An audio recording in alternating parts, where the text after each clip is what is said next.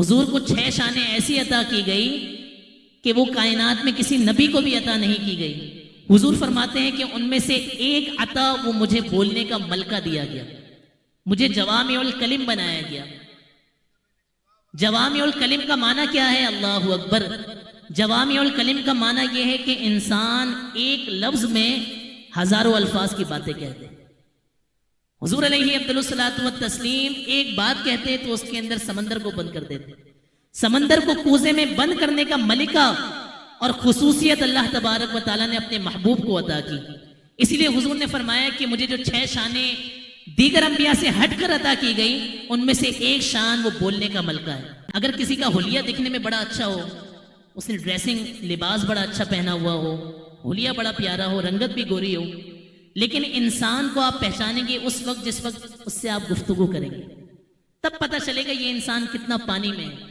لیکن خدا کی قسم اللہ نے میرے محبوب کو وہ شانیں عطا فرمائی اور وہ اخلاق عطا کیے، فرمایا وَإِنَّكَ لَعَلَىٰ خُلُقٍ عَظِيمٍ، محبوب آپ اخلاق کے اعلیٰ مرتبے پر فائز ہیں۔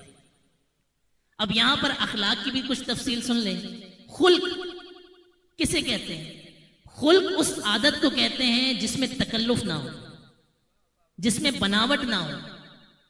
اگر مثال کے طور پر میں آپ کے سامنے مسکرا کر بات کروں اور میں گھر میں مسکرا کر بات نہ کروں تو یہ میرے اخلاق نہیں کہلائیں گے، کیونکہ میں تکلف سے یہ کام کر رہا ہوں، لوگوں کے سامنے مسکرا کر مل رہا ہوں، گھر میں منہ بنا کر بیٹھا ہوا ہوں۔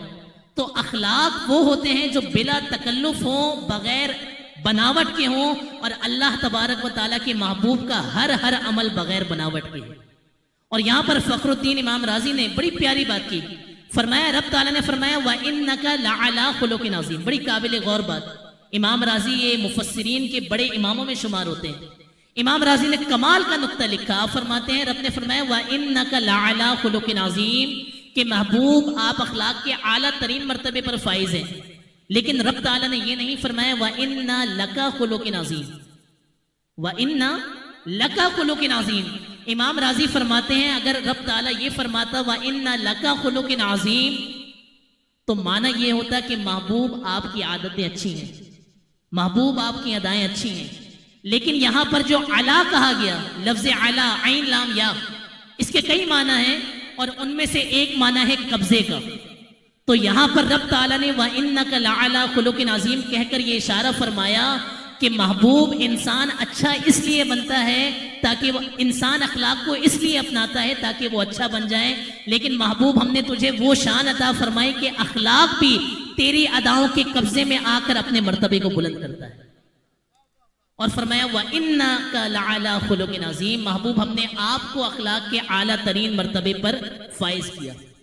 اب یہاں پر حضور علیہ الصلوۃ والسلام کی شان کو ہم مزید کھولتے ہیں۔